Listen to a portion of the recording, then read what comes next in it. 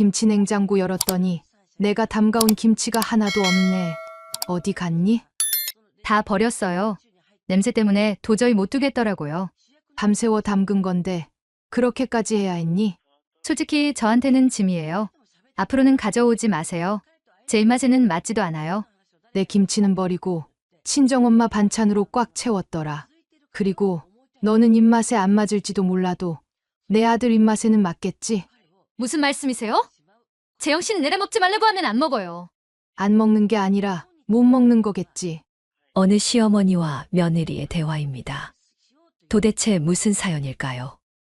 사연 시작 전에 무료 구독 버튼 눌러주시고 좋아요, 알람 설정도 눌러주시면 재밌는 사연을 빠르게 만나보실 수 있습니다. 사연 들어보시고 어머니의 행동이 잘못됐다고 생각하신다면 댓글로 의견을 남겨주세요. 안녕하세요. 저는 올해 68세 이춘자입니다. 시골마을에서 조그만 텃밭을 가꾸며 사는 게 제 일상이죠.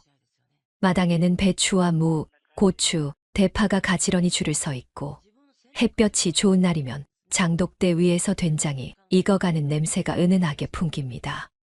그 냄새만 맡아도 저는 마음이 참 든든해집니다. 저는 늘 이런 생각을 합니다. 내 손으로 기른 걸 먹고 또 내 자식 입에 들어가는 게 제일 큰 보람이다. 아침마다 마을버스를 타고 읍내시장에 나가면 상인들이 내 이름을 부르며 인사를 건넵니다. 춘자 아줌매 오늘도 김치거리 사러 오셨소? 그러면 저는 웃으며 대꾸합니다. 예, 오늘은 우리 아들 집에 가져다 줄 거라 더 신경 써야지요. 장터골목은 언제나 북적거리고 파는 사람 사는 사람 목소리가 뒤엉켜 활기가 넘칩니다. 마른 멸치 비린내, 갓 구운 전병 고소한 냄새, 갓 도려낸 고기 특유의 붉은 기운까지 섞여서 저는 그런 시장 냄새조차 고향처럼 느낍니다. 집으로 돌아오면 저는 부지런히 일합니다. 배추를 씻어 소금에 절이고 파와 마늘을 다지고 고춧가루를 풀어 양념을 만듭니다. 손끝이 얼얼하고 허리가 뻐근해도 힘들지 않습니다. 그저 제 손맛이 우리 아들 박재영, 며느리 혜린 입으로 들어간다고 생각하면 웃음이 납니다. 김장독 옆에서 익어가는 소리, 뽀글뽀글 거품이 이는 그 기척까지도 저한테는 자랑스러운 음악입니다. 김치를 담그다 보면 문득 옛날 생각이 납니다. 재영이가 어릴 적 숟가락을 양손에 쥐고 엄마, 김치 더 줘요 하던 모습 말입니다. 그 작은 입으로 아삭아삭 김치를 씹으며 행복해하던 얼굴이 지금도 눈에 선합니다. 그래서 저는 매번 김치를 담글 때마다 그때 그 얼굴을 떠올립니다. 며느리 입맛도 맞춰보려고 젓갈을 줄이고 덜 짜게 담가보기도 하고 장아찌는 깔끔하게 소분해서 넣기도 합니다. 김치만 담그는 게 아닙니다. 봄에는 두릅, 여름엔 오이소박이, 가을엔 가지나물, 겨울엔 말린 고사리를 볶아 챙겨둡니다. 다 솔수한 것이니 돈으로는 따질 수 없는 정성이죠. 제 삶이 평생 그래왔습니다. 남편이 일찍 세상을 떠나고 홀로 아들 키우며 버텨온 세월 동안 저는 늘 부엌과 밭을 오가며 살았습니다. 남들이 여행을 다니고 멋을 부릴 때도 저는 늘 재영이 먹일 것을 먼저 생각했으니 이제는 이게 저희 삶의 방식이 되어버렸습니다. 며칠 전에도 김치 몇 통과 장아찌를 챙겨 배낭에 꾸려 넣었습니다. 묵직한 가방끈이 어깨를 파고들어도 저는 신경 쓰지 않았습니다. 버스에 오르면 가방에서 김치 냄새가 조금씩 배어나와 승객들이 눈치를 줄 때도 있습니다. 하지만 저는 속으로 그렇게 말합니다. 내 자식 입에 들어가면 이 냄새가 무슨 상관이야. 이건 정성의 냄새고 사랑의 냄새지. 그러면 마음이 뿌듯해져서 창밖 풍경이 더 따뜻하게 보입니다. 버스 창문 너머로 보이는 논두렁, 비닐하우스, 그리고 멀리 솟은 아파트 단지. 그 풍경은 늘 제 마음을 두 갈래로 갈라놓습니다. 하나는 제가 살아온 시골의 삶, 다른 하나는 이제 아들이 살아가는 도시의 삶. 그 두 세계를 잇는 다리 역할을 제가 하고 있다는 게 늘 자랑스럽습니다. 제가 준비한 반찬들이 그 다리가 되어 아들의 밥상에 오르고 도시의 바쁜 삶 속에서 고향의 온기를 전해주는 거니까요. 저는 가끔 스스로에게 묻습니다. 내가 왜 이렇게까지 해야 할까? 하지만 대답은 금세 나옵니다. 이게 내가 살아온 방식이고 내가 느끼는 행복이지. 사람마다 행복을 찾는 방법이 다르다지만 저는 제 손으로 만든 음식을 가족이 먹는 걸 볼 때 가장 큰 기쁨을 느낍니다. 그래서 저는 늘 장독대 앞에서 기도하듯 빌었습니다. 이 정성이 꼭 전해지기를. 재영이는 바쁘다고 늘 말합니다. 회사 일 때문에 주말에도 눈코 뜰 새가 없다고 하죠. 며느리 혜린이도 맞벌이를 하느라 고생이 많습니다. 그래서 저는 더 챙기고 싶은 겁니다. 두 사람 다 바쁘니 제가 조금이라도 부담을 덜어주고 싶었습니다. 제 손으로 만든 반찬으로 두 사람 밥상이 든든해진다면 그것만으로도 제 하루가 의미 있거든요. 그렇게 저는 오늘도 반찬을 챙겨 버스에 올랐습니다. 어깨가 무겁지만 마음은 가볍습니다. 제 어깨에 걸린 건 단순한 가방이 아니라 제 삶의 보람과 사랑이 담긴 바구니이니까요. 김치 냄새가 스며든 그 가방을 꼭 끌어안으며 저는 속으로 다짐했습니다. 오늘도 두 녀석이 맛있게 먹고 웃었으면 좋겠다. 그 생각 하나로 제 발걸음은 언제나 도시를 향합니다. 며칠 전이었습니다. 텃밭에서 열무를 뽑아 물에 씻고 있는데 전화벨이 울렸습니다. 화면에는 며느리 혜린이 이름이 떴습니다. 저는 반가운 마음에 얼른 전화를 받았지요. 혜린아, 무슨 일이니? 그런데 수화기 너머로 들려온 목소리는 생각보다 냉랭했습니다. 어머니, 굳이 이렇게 많이 안 가져오셔도 돼요. 냄새 때문에 냉장고 정리하기 힘들어요. 순간 제 손에서 열무가 툭 떨어졌습니다. 싱싱한 줄기에서 흙물이 뚝뚝 흘러내렸지만 저는 멍하니 며느리의 말을 곱씹고 있었습니다. 저는 얼떨결에 그래, 알았다. 다음엔 조금만 가져갈게. 전화를 끊고 난 뒤 가슴 한쪽이 먹먹했습니다.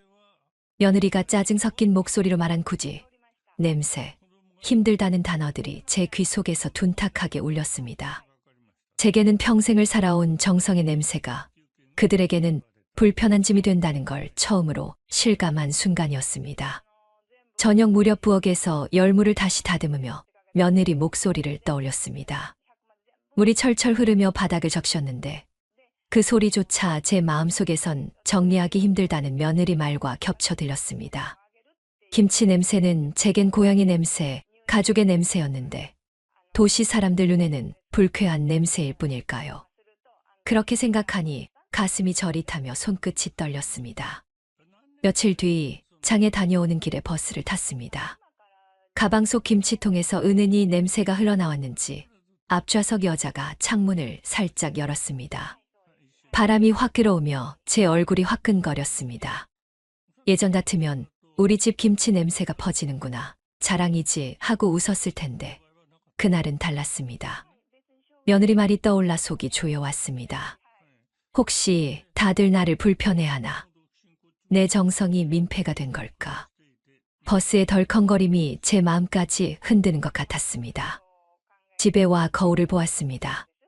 깊게 패인 주름, 거칠어진 손등, 손톱 밑에 박힌 흙이 보였습니다. 내가 너무 촌스러워서 며느리가 싫어하는 걸까? 도시에서 잘나게 산다고 시골 냄새를 부끄러워하는 건 아닐까? 그런 생각이 밀려오자 얼굴이 확 상해 보였고 눈가가 저도 모르게 젖어들었습니다. 그날 저녁 친구 정미숙이 놀러와 된장찌개를 함께 끓였습니다. 제가 무심한 척 며느리 전화를 이야기했더니 미숙이가 제 손을 덥석 잡으며 말했습니다. 춘자야, 너무 퍼주지 마라. 요즘 애들은 고마운 줄도 몰라. 본인들 편한 게 우선이지. 그러고는 자기 얘기를 꺼냈습니다. 우리 큰애도 전에 그랬어. 반찬에다 주니까 냉장고 자리 차지한다고 하더라니까. 그래서 딱 끊었지. 그러니까 나중엔 사 먹느라 힘들다면서 다시 달라고 하더라. 미숙이의 말은 위로였지만 제 마음에는 더 깊은 상처로 남았습니다.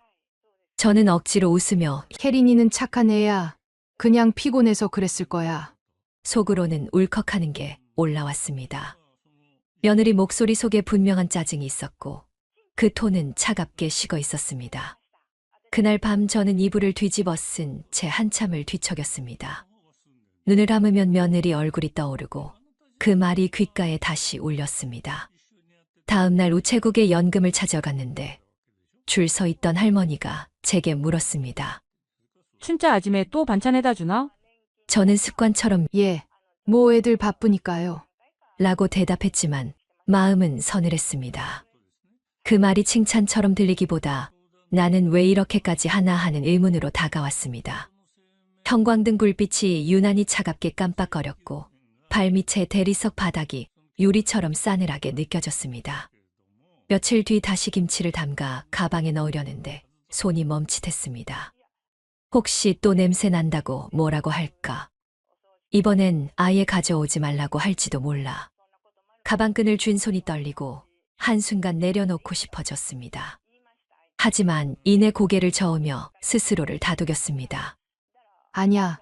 그래도 내 정성인데. 그래도 재영이 입에 들어가면 보람이지. 그렇게 마음을 다잡았지만 불안은 사라지지 않았습니다.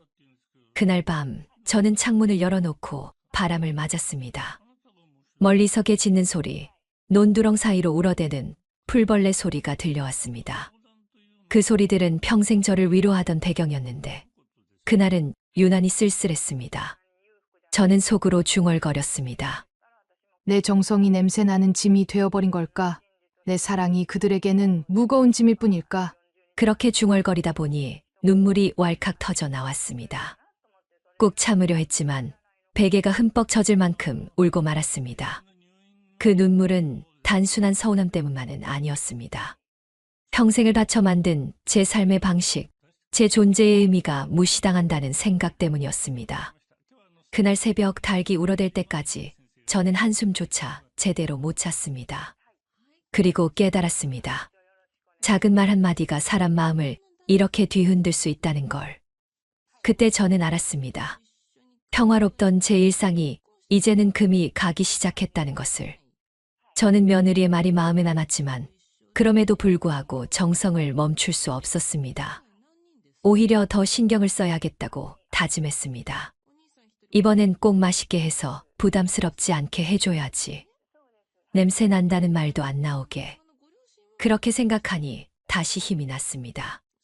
저는 텃밭에서 제일 싱싱한 배추를 골라냈습니다. 흙이 묻은 겉잎을 떼어내고 속 깊이 노랗게 차오른 알배추를 조심스레 안았습니다.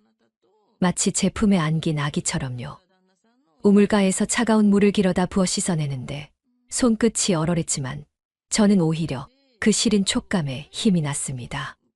이 고생이 있어야 좋은 김치가 나오는 거지. 배추를 소금에 절이는 동안 저는 양념 재료를 준비했습니다. 마늘을 빻을 때는 톡 쏘는 향이 코끝을 찌르고 생강을 갈 때는 은은한 알싸함이 퍼졌습니다. 고춧가루를 풀어 양념을 만들며 살짝 찍어 맛보니 매콤하면서도 달큰한 맛이 혀끝에 감돌았습니다. 이번엔 특별히 젓갈을 줄이고 소금을 덜 넣어 저염식으로 맞췄습니다. 며느리가 입에 짜다 소리하지 않도록요. 저는 장아찌도 새로 담갔습니다. 풋고추를 동글동글 썰어 간장에 담그고 마늘종은 된장에 박아 두었습니다. 그 짭조름한 향이 부어 가득 차올랐습니다. 손끝에 묻은 간장이 끈적거리며 스며들었지만 저는 개의치 않았습니다. 오히려 이 맛을 혜린이가 좋아했으면 좋겠다는 마음뿐이었습니다. 포장도 달리했습니다. 늘 쓰던 하얀 플라스틱 통 대신 새로 산 밀폐 용기를 꺼냈습니다. 뚜껑을 꼭 닫으면 냄새가 새지 않게 된다는 말을 듣고 일부러 읍내 마트에서 사온 것이었습니다. 김치와 장아찌를 곱게 담아 부직포 가방에 차곡차곡 넣었습니다. 가방끈을 조정하며 저는 혼잣말했습니다. 이렇게까지 했는데도 불편하다 하면 그건 내 탓이 아니지. 마지막으로 나물 반찬도 준비했습니다. 고사리는 푹 삶아 깨끗이 헹궈 참기름에 묻혔고 시금치는 살짝 데쳐 간장에 버무렸습니다. 손끝에서 참기름 향이 올라와 코끝을 간지를 때 저는 왠지 모르게 마음이 놓였습니다.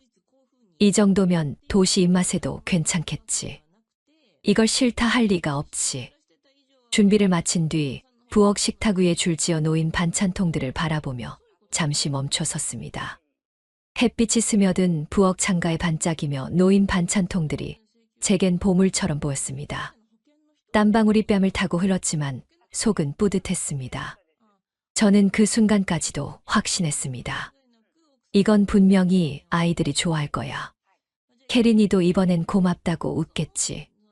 출발 전날 밤 잠자리에 들면서도 저는 내일을 그려보았습니다. 며느리가 문을 열며 환하게 웃고 아들이 옆에서 엄마 수고하셨어요 하며 반찬을 받아드는 모습 말입니다. 상상만 해도 입꼬리가 절로 올라갔습니다. 저는 그때까지도 의심하지 않았습니다. 내 정성이 그들에게 무거운 짐이 아닌 따뜻한 선물일 거라고요. 다음 날 아침 버스를 타기 전 시장에 들렀습니다. 채소 가게에서 갓 나온 물을 사서 함께 넣어주고 싶었거든요. 장터의 소란스러운 소리가 귀를 간지럽고 상인들이 건네는 오늘도 반찬 가져가시나 봐요? 라는 인사가 제겐 자랑처럼 들렸습니다. 저는 대답했습니다. 예, 우리 애들 먹일 거예요. 요즘 바빠서 제대로 못 챙기니까요. 그 말이 제 입에서 나올 때마다 제 존재가 분명해지는 듯 했습니다. 버스에 올라타니 가방이 묵직해 어깨가 짓눌렸습니다. 하지만 그 무게는 고단함이 아니라 사랑이었습니다. 좌석 옆 창문에 기대며 창밖을 보니 논두렁 사이로 바람에 흔들리는 벼, 이삭들이 보였습니다. 그 모습이 제 마음속에서도 잔잔히 흔들리는 희망처럼 느껴졌습니다. 버스가 도시로 가까워질수록 아파트 단지가 눈에 들어왔습니다. 높은 건물들이 차례로 나타날 때마다 제 심장도 쿵쿵 뛰었습니다. 이제 곧 만나겠구나. 오늘은 좋은 말 들을 수 있겠지. 수고했다, 맛있다, 이런 말 한마디면 충분해. 저는 스스로를 다독이며 입가에 미소를 지었습니다. 도착 후 집 앞에 서니 아파트 유리창에 햇빛이 부딪혀 반짝였습니다. 초인종을 누르기 전 저는 반찬통을 다시 한번 가방 안에서 확인했습니다. 김치통은 단단히 잠겼고 장아찌도 흘러나올 틈이 없었습니다. 손끝에 전해지는 그 단단한 감촉이 제 마음까지 단단하게 만들어주는 듯했습니다. 저는 숨을 고르고 초인종을 눌렀습니다. 안에서 들려오는 현관벨 소리가 제 가슴을 쿵쿵 두드렸습니다. 이번엔 꼭 좋은 반응이 있기를. 그 순간만을 바라는 마음으로 저는 현관 앞에 서 있었습니다. 현관문이 열리길 기다렸지만 한참이 지나도 인기척이 없었습니다. 아들은 회사에 간 모양이었고 며느리도 어디 외출을 했는지 집 안이 고요했습니다. 저는 마치 낯선 집 앞에 서 있는 사람처럼 어색하게 서 있다가 결국 아들이 두고 간 비밀번호를 눌러 조심스레 들어갔습니다. 현관 안쪽 공기는 싸늘했고 집안에 맴도는 섬유유연제 냄새가 저를 환영하기보다는 밀어내는 것 같았습니다. 신발을 벗고 들어서니 거실은 깨끗이 정돈돼 있었습니다. 반짝이는 바닥에 제 발자국이 찍히는 소리가 유난히 크게 들렸습니다. 부엌으로 가방을 옮기며 두리번거리다 저는 그 자리에서 얼어붙고 말았습니다. 지난번에 가져다 주었던 반찬통이 부엌 구석에 쌓여 있었는데 뚜껑도 열지 않은 채 비닐봉지째로 쓰레기 옆에 던져져 있었습니다.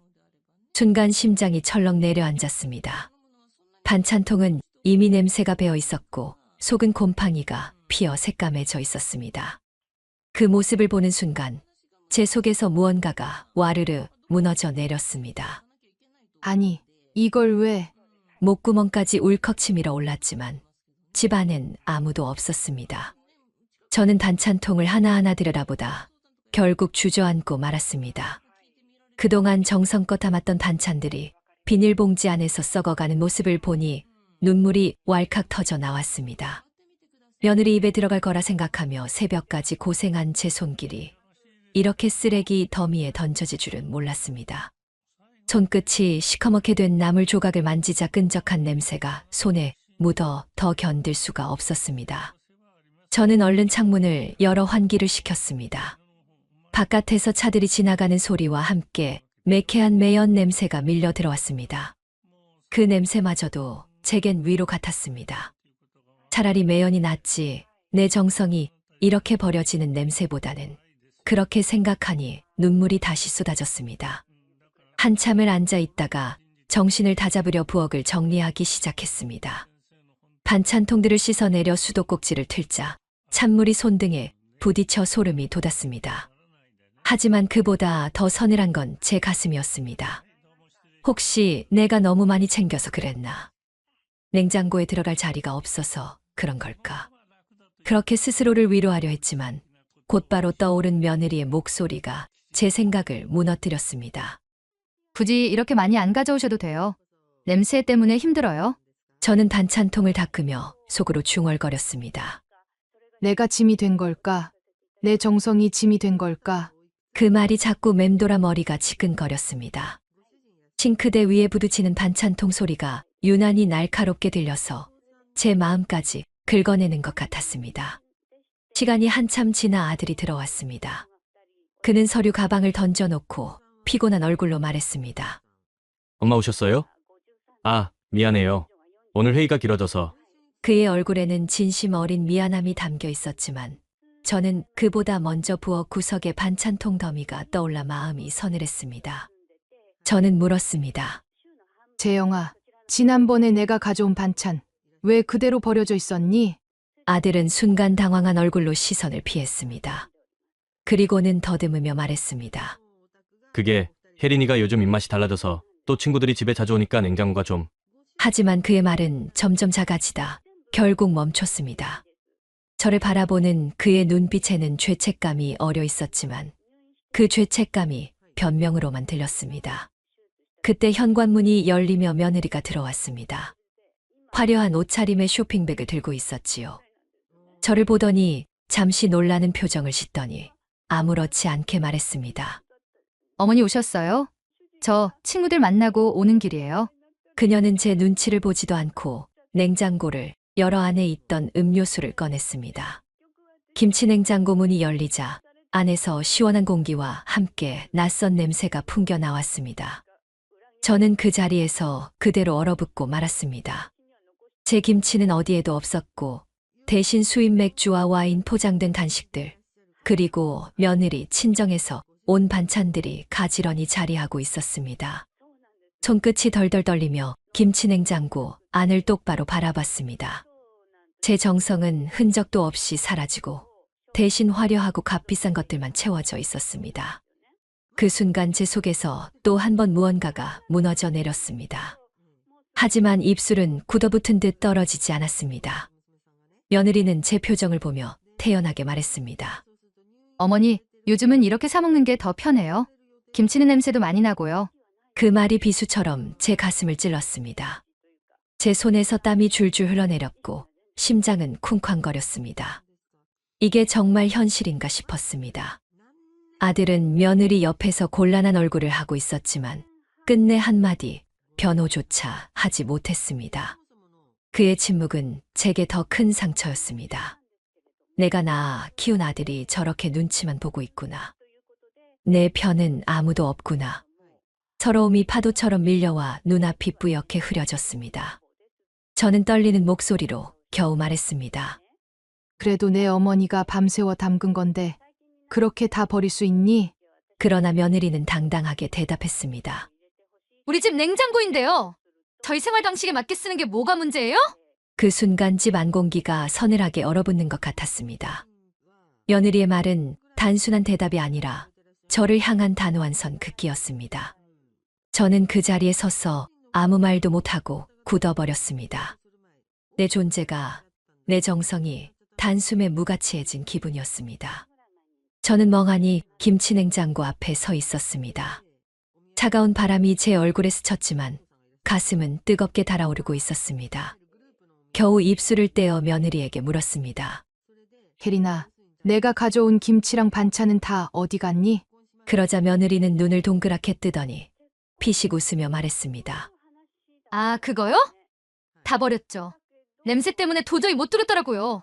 그 말은 아무렇지도 않게 내뱉는 듯 했지만 제 가슴을 송곳처럼 찔렀습니다. 저는 얼이 빠져 뭐라고? 버렸다고? 그 많은 걸 다? 되물었습니다. 목소리는 떨리고 눈앞이 흐려졌습니다. 하지만 며느리는 오히려 더 큰 목소리로 쏘아붙였습니다. 네, 다 버렸어요. 솔직히 어머니, 저희 김치 냉장고는 술 냉장고예요. 친구들 오면 와인 꺼내야 하는데 김치 냄새 때문에 분위기 다 망치잖아요. 그 순간 심장이 쿵하고 내려앉았습니다. 술 냉장고라니. 제 정성이 제 인생의 무게가 담긴 그 김치냉장고가 그들에겐 술과 간식 보관함에 불과하다니. 저는 입술을 깨물며 말했습니다.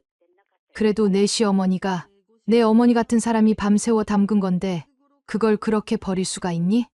하지만 며느리는 비웃음을 터뜨렸습니다. 어머니, 저 솔직히 말씀드릴까요? 저는요, 김치 냄새 맡는 게 제일 싫어요. 옷에 베고 집에 손님 올 때마다 민망하다고요. 제가 무슨 시골 촌년이에요? 그 말은 제 귀를 후려쳤습니다.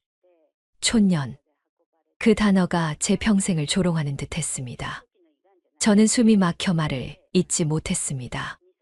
아들이 곁에서 작게 말했습니다. 혜린아, 그래도 엄마가 정성껏 해주신 건데 그렇게 말하면 안 되지. 하지만 며느리는 곧장 남편을 노려보며 소리쳤습니다. 여보, 당신은 가만히 있어. 회사에서 바빠 죽겠는데. 집에 들어오면 또 김치 냄새, 반찬통 냄새에 내가 미치겠다고.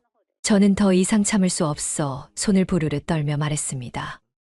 내 정성이 그렇게 짐이었니?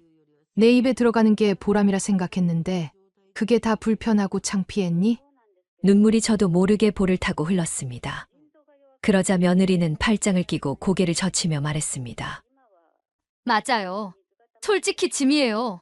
어머니 음식 저한테는 하나도 필요 없어요. 사 먹는 게 훨씬 깔끔하고 좋아요. 앞으로는 가져오지 마세요. 김치 냉장고는 제 생활 공간이에요.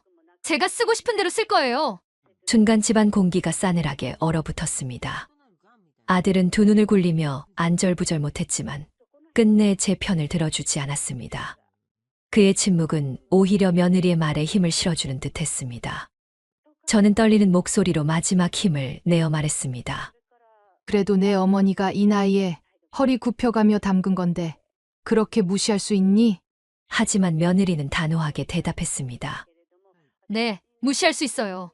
제가 싫다는데 왜 강요하세요? 저한테는 그냥 냄새나는 짐일 뿐이에요. 그 순간 저는 제 귀를 의심했습니다. 무시할 수 있다. 그 말은 제 존재 자체를 부정하는 선언처럼 들렸습니다. 아들은 결국 고개를 숙이고 중얼거렸습니다. 엄마, 그냥 혜린이 말대로 앞으로는 좀 줄이시면. 그 말은 제 심장을 마지막으로 내려치는 망치 같았습니다. 저는 더는 서 있을 힘조차 없어 식탁 의자에 털썩 앉았습니다. 눈앞에 아른거리는 건 김치 냉장고에 차곡차곡 담아두던 저의 손길, 땀방울, 그리고 웃음을 상상하던 제 얼굴이었습니다. 하지만 지금 제 앞에 서 있는 며느리는 그것을 모조리 짓밟으며 비웃고 있었습니다. 그날 제 가슴 속에서 마지막 남은 기대가 부서져 버렸습니다. 제 김치 냉장고는 사라졌고 제 자존심도 산산조각 나버렸습니다. 남은 건 싸가지 없이 성질을 내며 막말을 퍼붓는 며느리의 목소리뿐이었습니다.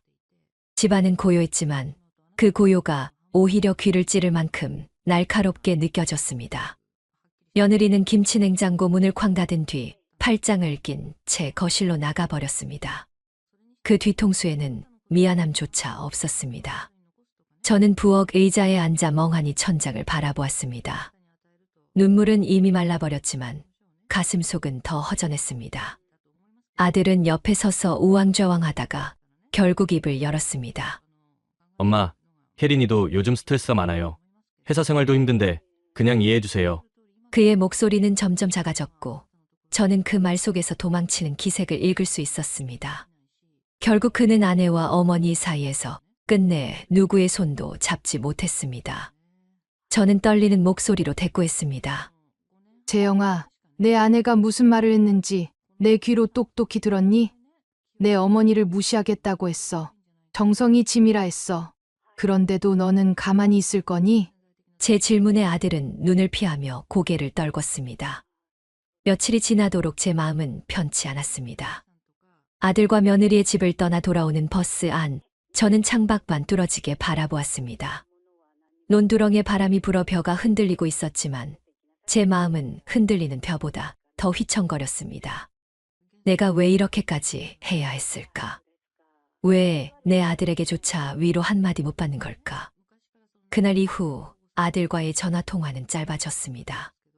예전에는 엄마, 언제 와요? 하던 아들이었는데 이제는 엄마, 잘 지내세요라는 말만 툭 던지고 전화를 서둘러 끊었습니다. 그 뒤에는 며느리의 차가운 기침 소리가 늘 섞여 들려왔습니다. 며느리와의 사이는 더욱 벌어졌습니다. 제가 전화를 걸면 그녀는 대답조차 하지 않았습니다. 대신 짧고 건조한 문자 하나가 돌아왔습니다. 앞으로 음식 안 가져오셔도 돼요. 그 글자를 읽는 순간 눈앞이 아득해졌습니다. 평생 며느리 입에 들어갈 걸 생각하며 살아온 제 손길이 문자 몇 자로 거절당하다니. 동네 친구 정미숙이 저를 보며 한숨을 내쉬었습니다. 춘자야, 내가 말했잖아. 너무 퍼주지 말라고. 요즘 애들한텐 정성도 짐이야. 너만 손해보지. 그녀의 말이 가슴을 후벼 팠습니다. 예전 같으면 아니야, 우리 애들은 다르다고 웃어 넘겼겠지만 이제는 반박할 힘조차 없었습니다. 그 뒤로는 아들 집에 발길이 점점 뜸해졌습니다. 초인종을 누르던 손가락이 떨려더는 용기가 나지 않았습니다.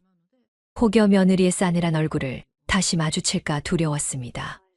김치냉장고 앞에서 얼어붙던 그날의 기억이 자꾸만 떠올라 제 발걸음을 막아섰습니다. 아들과 며느리 사이도 어색해졌습니다. 이웃에게 들으니 요즘 둘이 자주 싸운다고 했습니다. 아들은 저와 며느리 사이에서 갈팡질팡하며 눈치를 보느라 피곤해했고, 며느리는 며느리대로 제 존재를 불편해했습니다. 결국 두 사람의 대화는 점점 짧아지고 차가운 공기만 오갔습니다. 저는 더 이상 이 상황을 견딜 수 없었습니다. 아들과 며느리 집에 발도 들이지 않고 제 집에서 혼자 밥을 지어 먹으며 지냈습니다. 된장찌개에서 피어오르는 구수한 향이 허공에 흩어질 때마다 이 맛을 나눌 사람이 없다는 사실이 제 마음을 더 허무하게 만들었습니다. 밤이 깊어 잠자리에 누워도 눈을 감을 수 없었습니다. 천장에 비친 그림자가 며느리 얼굴로 겹쳐 보였고, 짐이에요. 냄새나요. 나는 그녀의 목소리가 귓가에 맴돌았습니다. 그 소리가 제 심장을 짓눌렀습니다. 저는 그제야 깨달았습니다. 이 관계는 이미 되돌릴 수 없다는 것을. 아들과 며느리, 그 집의 김치냉장고 안에서 제 자리는 영원히 사라졌다는 것을요. 며칠 동안 저는 밥을 먹어도 맛이 없고 잠을 자도 금방 깨곤 했습니다. 며느리의 말이 귀에서 떠나지 않았습니다. 짐이에요. 냄새 나요. 무시할 수 있어요. 그 말이 밤마다 제 가슴을 긁었습니다. 그러나 계속 웅크리고 있을 수는 없었습니다. 제 안에서 작게 깜박이던 불씨가 점점 커졌습니다. 이제는 제 삶을 제 손으로 붙잡아야 한다는 생각이 또렷해졌습니다. 아침 햇살이 부엌 바닥의 타일을 따뜻하게 데웠습니다. 저는 뜨거운 보리차를 한 모금 삼키고 자리에서 일어났습니다. 증여를 취소하자고 마음먹자 허리가 곧게 펴졌습니다. 읍내 은행 창구에 앉아 저는 또박또박 말했습니다. 저는 아파트 증여 계획을 모두 취소하겠습니다. 그리고 주택연금으로 전환해 매달 생활비를 받겠습니다. 서류가 넘어가는 소리가 제 심장 박동처럼 또렷했습니다. 대기표 전광판의 숫자가 넘어갈 때마다 지난 세월이 등줄기를 지나가는 듯 했습니다. 창고 유리 너머의 냄새는 소독약과 잉크의 냄새였고, 저는 오래된 흙냄새를 마음속에서 조용히 내려놓았습니다. 은행을 나온 뒤 변호사 사무실로 갔습니다. 유언장을 새로 쓰겠습니다. 제 목소리는 떨리지 않았습니다. 저는 쓸 만큼만 쓰고 나머지는 소년소녀가장 돕기 재단에 기부하겠습니다. 아들 부부에게는 상속하지 않겠습니다. 법무사가 확인을 묻자 저는 고개를 끄덕였습니다. 펜이 종이를 긁는 소리에 지난 세월의 서름이 벗겨지는 것 같았습니다. 마지막 서명을 마치자 가슴속 응어리가 물처럼 흘러내렸습니다. 봉투에 도장이 띵 하고 찍히는 순간 귀가 맑아졌습니다. 법무사는 차가운 어투였지만 제 이름을 또박또박 불러주었습니다. 저는 내 이름이 내 것임을 오랜만에 확인했습니다. 집으로 돌아오는 길, 가을 바람이 귓불을 스쳤습니다. 낙엽이 발끝에서 바스락거렸고 하늘은 씻어낸 유리처럼 투명했습니다. 저는 들숨마다 다짐을 삼켰습니다. 내 노후는 내가 지킨다. 더 이상 누구의 눈치도 보지 않는다. 김치 냄새가 아니라 내 삶의 냄새를 지키겠다. 그 다짐이 온몸에 스며들며 걸음이 가벼워졌습니다. 이틀 뒤 아들이 전화를 걸어왔습니다. 엄마, 요즘 어디 가셨어요? 왜 연락이 없으세요? 저는 담담히 말했습니다. 바빴어. 증여 취소하고 주택연금 신청했어. 잠시 정적이 흐른 뒤 아들의 목소리가 흔들렸습니다. 엄마, 그걸 왜요? 우리 계획이 있는데요. 저는 조용히 대답했습니다. 내 계획이 먼저다. 아들의 기침 소리가 망설임처럼 들렸습니다. 전화를 끊기 전에 그는 몇 번이나 말끝을 삼켰습니다. 저는 처음으로 그 침묵을 대신 채워주지 않았습니다. 저녁 무렵문이 열리더니 두 사람이 동시에 들이닥쳤습니다. 며느리는 현관에서부터 기세등등했습니다. 어머니 지금 뭐 하시는 거예요? 우리 집은요? 우리 미래는요? 저는 의자를 당겨 앉으며 물컵을 건넸습니다. 앉아서 이야기하자. 며느리는 손사래를 쳤습니다. 아니요. 앉을 일 아니에요. 어머니가 일방적으로 뒤통수 치셨어요. 신발장에 부딪히는 쇼핑백 소리가 똑똑 울렸습니다. 며느리의 눈빛은 매끈했고 말끝은 더 날카로웠습니다. 저는 등을 펴고 테이블 가장자리를 손끝으로 가만히 눌렀습니다. 아들이 거들었습니다. 엄마, 혜린이 말이 맞아요. 이렇게 갑자기 바꾸시면 곤란해요. 전세만기랑 대출 상환이 엮여 있어요. 저는 차분히 말했습니다. 너희 사정은 이해한다. 하지만 나는 더 이상 모욕받고 살지 않겠다. 며느리가 비웃음을 흘렸습니다. 모욕이요? 그깟 반찬 좀 안 받아준 게 뭐가 모욕이에요? 김치 냄새 없는 집에서 사는 게 제 모욕을 덜어주는 길이에요. 저는 천천히 호흡을 가다듬었습니다. 누구의 말투가 높아지든 내 목소리의 높낮이는 내가 정한다는 마음으로 앉아 있었습니다. 부엌식의 초침이 또각또각 움직이며 제 편을 들었습니다. 그 말에 제 등이 서늘해졌지만 목소리는 흔들리지 않았습니다. 나는 내 삶의 방식을 바꿨다. 이제 내 돈은 나만을 위해서만 쓸 거야. 며느리는 목소리를 높였습니다. 그러니까 결국 의료선 때라는 거죠? 이기적인 거 아세요? 평생 엄마 타이틀로 휘두르니 이제 돈으로 복수하시네. 저는 조용히 답했습니다. 복수가 아니다. 경계다. 내 존엄을 위한 마지막 선이다. 며느리는 발뒤꿈치를 탁탁 울리며 말했습니다. 상속은 우리 권리예요. 솔직히 어머니 재산 우리가 함께 모은 거나 다름없어요. 저는 그 말을 또박또박 되받았습니다. 권리는 책임 다음에 온다. 아들의 얼굴이 창백해졌습니다. 그는 좌우로 시선을 흘리다 결국 제 손등을 보았습니다. 저는 손등의 굳은 살을 바라보며 살아온 날을 다짐처럼 세웠습니다. 오늘 결심은 내 평생 가장 조용한 선언이야. 되돌릴 수 없다. 아들은 한숨을 쉬며 말했습니다. 엄마가 이렇게 나오시면 우리도 생각이 있어요. 관계를 다시 생각해야 할지도 몰라요. 며느리는 더 거칠게 밀어붙였습니다. 그래요. 각자 살아요. 대신 나중에 도움 필요하다고 울먹이지 마세요. 저는 천천히 고개를 끄덕였습니다. 각자 산다. 그 말 내가 먼저 준비했다. 내 생활은 주택연금으로 충분하다. 부탁할 일 없을 것이다. 집을 나가려던 두 사람의 발소리가 현관에서 메아리쳤습니다. 저는 마지막으로 말했습니다. 내 문은 예의가 있는 날에만 열린다. 김치 냄새가 싫다던 말처럼 사람 냄새를 쉽게 버리지 말아라. 며느리가 툭 던지듯 중얼거렸습니다. 시대에 뒤처진 고집은 병이에요. 저는 미소를 지었습니다. 고집이 아니라 뿌리다. 내 뿌리를 내가 지킨다. 두 사람의 그림자가 문틈에서 사라지자 집안 공기가 비로소 제 호흡과 길이가 맞아들었습니다. 두 사람이 떠난 뒤 현관문이 닫히는 소리가 오래도록 귀에 남았습니다. 그 소리는 싸움의 끝이 아니라 제 삶의 새로운 시작을 알리는 종소리 같았습니다. 고요 속에서 저는 한참 동안 꼼짝도 하지 못했습니다. 억울함과 분노가 아니라 이상하게도 묘한 안도감이 밀려왔습니다. 평생 가족을 위해 굳은 살이 박힌 손으로 음식을 만들고 뒷바라지를 하며 살아왔지만 이제는 그 손길을 제 자신을 위해 써야 한다는 결심이 또렷하게 떠올랐습니다. 며칠 후 정미숙이 전화를 걸어왔습니다. 춘자야, 우리 이번에 남해로 여행 가자. 바닷바람 쐬면 속이 좀 풀릴 거야. 저는 한동안 아무 대답을 하지 못했습니다. 왜냐면 제 인생에서 나를 위한 여행이라는 게 한 번도 없었기 때문입니다. 결혼하고 자식 낳고 먹이고 입히느라 바쁘게 살다 보니 제 몫의 기차표 한 장 사본 적이 없었습니다. 한참을 뜸들이다가 결국 웃으며 대답했습니다. 그래, 이번엔 나도 간다. 더는 집구석에만 갇혀 있지 않을 거야. 전화를 끊고 나서도 심장이 두근거렸습니다. 이제야 바보 같은 굴레에서 벗어나는구나 싶었습니다. 여행 준비를 하면서도 눈물이 핑 돌았습니다. 서랍을 열어보니 오래전에 사두고 한 번도 입지 못한 꽃무늬 블라우스가 있었습니다. 늘 며느리 눈치 보며 촌스럽다 소리 들을까 꺼내지도 못했던 옷이었습니다. 옷걸이에 걸린 채 빛바랜 소매를 쓸어내리며 속으로 중얼거렸습니다. 내가 왜 이렇게 바보같이 살았을까? 내 옷 하나 제대로 못 입고, 내 돈 하나 제대로 못 쓰고, 작은 캐리어에 옷을 차곡차곡 넣으면서 마음속 깊은 곳에 아쉬움이 함께 담겼습니다. 하지만 그 아쉬움 위에 희미한 설렘이 차오르기 시작했습니다. 기차역 대합실은 사람들로 붐볐습니다. 안내 방송이 울려 퍼지고 사람들의 발자국 소리가 리듬처럼 얽혀 있었습니다.